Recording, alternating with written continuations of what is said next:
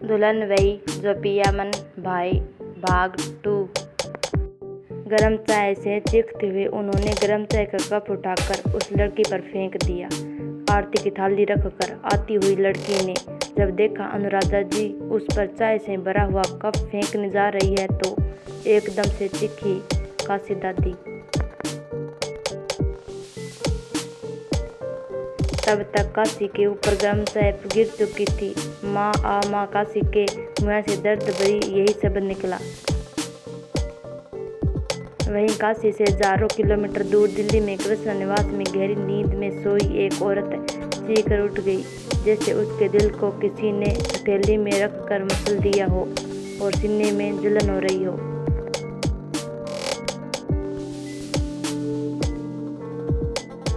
आद्या मेरी बच्ची। वेदू विदेही, क्या हुआ? तुमने फिर से कोई सपना देखा क्या? उस औरत के पति ने उठकर तुरंत लाइट जलाते हुए पूछा। छोटे ठाकुर, आराध्या फिर से मेरी बच्ची तकलीफ में है। ऐसा लगा जैसे किसी ने उस पर कोई जलती हुई चीज फेंक दी हो। मेरी छोटी सी आद्या छटपटा रही है, उसने रोते हुए कहा। आराध्या ने तुरंत हृदय को अपने सीने से लगा लिया। आंखें तो उसकी भी नम हो गई थी। आद्या का जिक्र होते ही वह अपनी पत्नी से कहता है, चुप, ये सिर्फ एक सपना था। वेदू, हमारी प्रिंसेस जहाँ कहीं भी होंगी ठीक होगी। वो ठीक नहीं है छोटे ठाकुर, वो ठीक नहीं है। हमारी बच्ची बहुत तकलीफ में है छोटे ठाकुर। विदेही आराध्या के सीने से लगकर झिलक रही थी। आराध्या उसे खुद से समेटे हुए संभालने की कोशिश कर रहा था।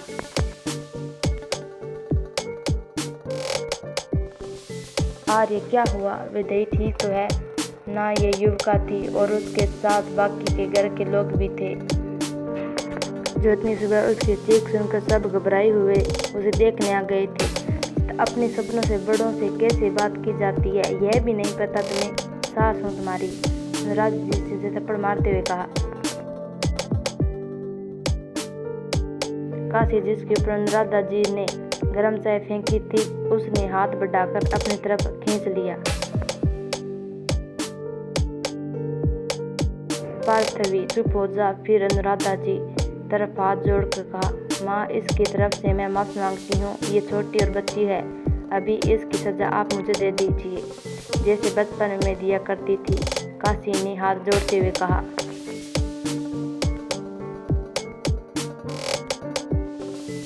पता नहीं वो कौन सी मनहूस घड़ी थी जब बाबूजी तुम दोनों को मेरी छाती पर मूंग दलने के लिए ले आए। लाए तो लाए, मेरे बेटों के ही पल्ले बांधी।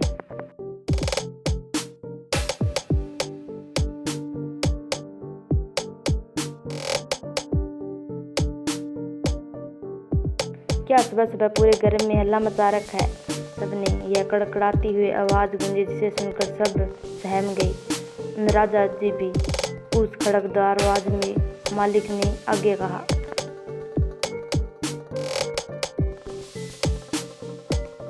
हमने अगर कुछ किया है तो बहुत सोच समझ कर ही किया है।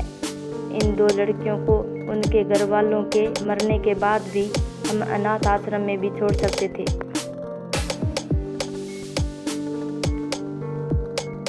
लेकिन अगर अपने घर लाई हैं और अपने बच्चों से उनका गठबंधन किया है तो जरूर कुछ अच्छा सोचा होगा हमने, और यह हमारी मर्जी और इच्छा से हुआ है।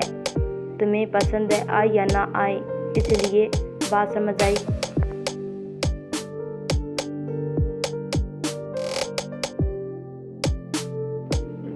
जी बाबूजी, अनुराधा जी ने सर झुकाकर कहा। घूंघट, उन्होंने काशी और पविनी की तरफ पीठ करते हुए कहा। दोनों किसी रोबोट की तरह फटाक से अपने सर पर घूंघट ले लिया। पता है ना तुम दोनों को कि तुम्हारे चेहरे से ही घूंघट नहीं हटना चाहिए। दोबारा यह गलती नजर आनी नहीं चाहिए हमें।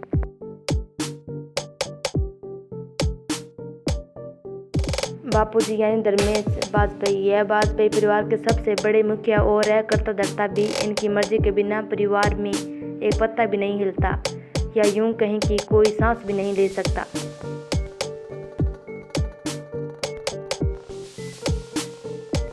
अपना हाथ दिखाओ कितना जला है, पार्थवी ने काशी का हाथ देखते हुए पूछा, जो जलने की वजह से लाल पड़ चुका था और अब पार्थवी की आंखें लाल होकर बह रही थी। मेरी चोट तुझे तो ज़्यादा तेज नहीं लगी? काशी ने अपना हाथ छुड़ाकर उसके गाल को सहलाते हुए पूछा।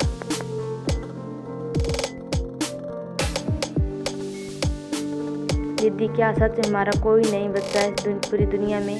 पार्थवी ने काशी के हाथ को पकड़कर रोते हुए कहा।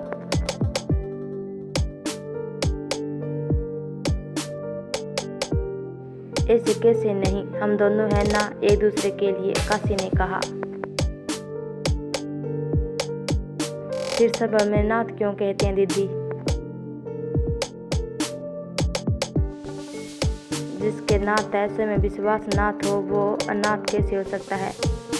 पगली, फिर वो भी तो है, काशी ने उसके सर को हिलाते हुए कहा। तुम्हें उन पर विश्वास है दीदी जिन्होंने पिछले 5 सालों एक बार भी तुम्हारी सूझ नहीं ली? नहीं पाविनी, मुझे अपने महादेव पर अटल विश्वास है। जैसे लगा जैसे काशी किसी का नाम लेने वाले हो, पर उस नाम को बदलकर उसने महादेव का नाम ले लिया हो। लेकिन उसकी आंखें नम हो गई किसी अपने को याद कर। और आपका विश्वास व्यर्थ नहीं जाएगा काशी भाई, बहुत जल्दी वापस आ रहे हैं। एक 26 साल के लड़के ने उस 10 बाय 10 के कमरे में कदम रखते हुए कहा।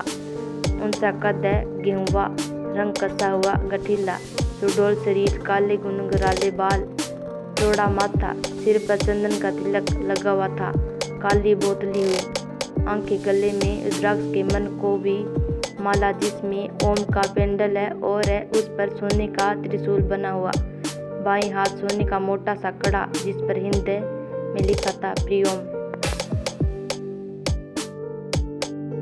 उसने रफ ब्लू जींस, उस पर ऑरेंज कलर की पोलो टी शर्ट पहन रखी थी। उसमें उसका गठीला बदन निभर कर आ रहा था। कुछ मिलाकर वह एक डेंसिंग पर्सनालिटी का मालिक था।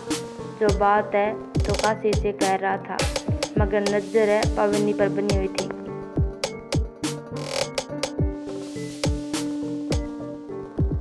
मगर पार्थवी ने जैसे ही प्रियोम को देखा तुरंत लंबा सा घूंघट निकाल लिया और वहां से खिसकने का आइडिया सोचने लगी।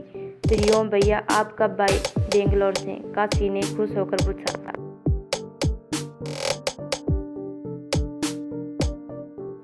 अभी आ रहा ही हूँ।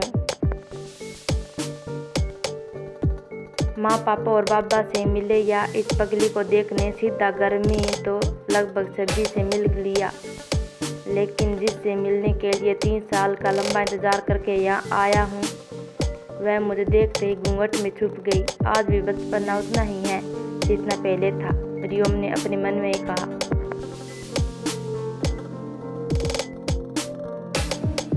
हाँ, काशी सभी से मिल लिया, उसने सर झुकाकर तिरछी नजर से पावनी को देखते हुए कहा, जो अभी भी घूंघट में थी। दीदी, कोई जरूरत हो तो मुझे बुला लेना और तुम कोई काम मत करना, खासकर पानी वाला। मैं रसोई देखती हूँ। जाकर पावनी ने काशी के हाथों पर दवाई लगाकर वहां से जाते हुए कहा, जिस पर प्रियोम की भी नजर चली गई। ये कैसे हुआ? कुछ नहीं, सुबह नहाने के लिए पानी गर्म किया था, उसे बाथरूम में ले जाते। आपको कहानी कैसी लगी कमेंट में ज़रूर बताना और इसके अगला भाग देखना है तो हमारे चैनल को सब्सक्राइब करें।